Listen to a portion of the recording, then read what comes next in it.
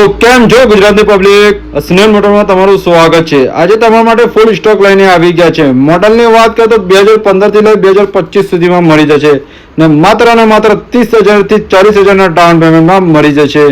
Showroom કન્ડિશનમાં ગાડી મળશે, ફૂલ એસેસરીઝમાં આવશે, નોન એક્સિડન્ટ આવવાની રહેશે, બમ્પર ટુ બમ્પર ઓરિજિનલ રહેશે।